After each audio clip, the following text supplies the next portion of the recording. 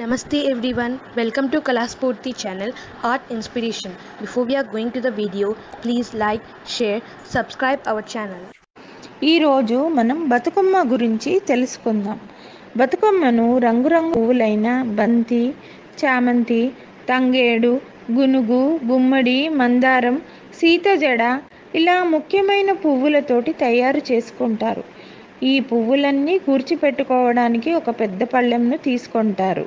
దానిలోకి సొర, బీర, గుమ్మడి ఆకులను పరిచి అప్పుడు ఆ పువ్వులన్నిటినీ కూర్చుకొస్తారు. అలా కూర్చుకోవడానికి దీన్ని వరుసల్లో పెడుతూ సర్దుతూ చక్కటి బతుకమ్మను తయారు చేస్తారు.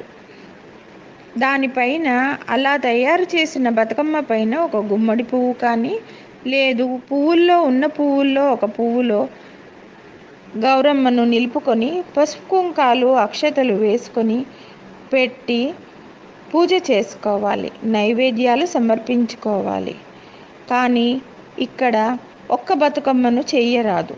మీ దగ్గర ఉన్న 5 పువ్వులైనా సరే ఒక చిన్న పళ్ళెంలో వేస్తే అది చిన్న బతుకమ్మ అవుతుంది. తల్లి బతుకమ్మ, పిల్ల బతుకమ్మ అని ఇద్దరూ ఉండాల్సిందే. అప్పుడు ఒక అగరపుల్ల వెలిగించి చక్కగా నైవేద్యాలు సమర్పించుకొని పూజ ముగించాలి 12 గంటల వరకు. బతుకమ్మను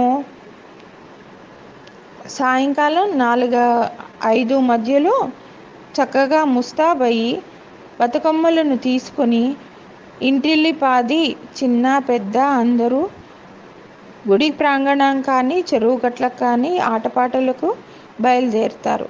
అలా వెళ్ళి అమ్మవారిని నిలిపి అందరూ చేరి ఆటపాటలు సాగించాక ఆ అమ్మవారిని సాగనంపడానికి ముందు ఒక పళ్ళెంలోకి చేసి పెట్టుకున్న గౌరమ్మను తీసి పళ్ళెంలోకి మార్చుకొని నదిలో కానీ చెరువులో కానీ దిగి పోయి రావమ్మ, మళ్ళీ వచ్చే ఏడాది వచ్చిపోవమ్మ గౌరమ్మ, మళ్ళీ ఏడాది వచ్చిపోవమ్మ గౌరమ్మ అని పాటుతూ నీటిలోకి సాగనంపుతారు.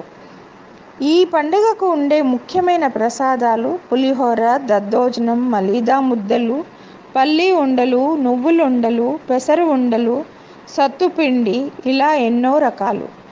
ఇలా పళ్ళెంలోకి తీసుకున్న గౌరమ్మను పాటలతో ఒకరికొకరు తమ పసుపు కుంకాలు బాగుండాలని ఇచ్చిపుచ్చుకుంటారు. అలాగే ప్రసాదాలను కూడా మార్చుకుంటారు. మనం తయారు చేసుకున్న తులసి కోటలో కానీ బకెట్లో నీళ్ళలో కానీ వదులుతూ సాగనంపి చేయవచ్చు. విధి విధానము తిరిగి ఆ పసుపును మనం తీసుకోవచ్చు.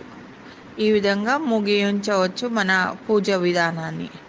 మరికొన్ని ఆసక్తికరమైన ఆధ్యాత్మిక విషయాలు తెలుసుకోవడానికి మా యూట్యూబ్ ఛానల్ను సబ్స్క్రైబ్ చేయగలరు. నమస్కారం.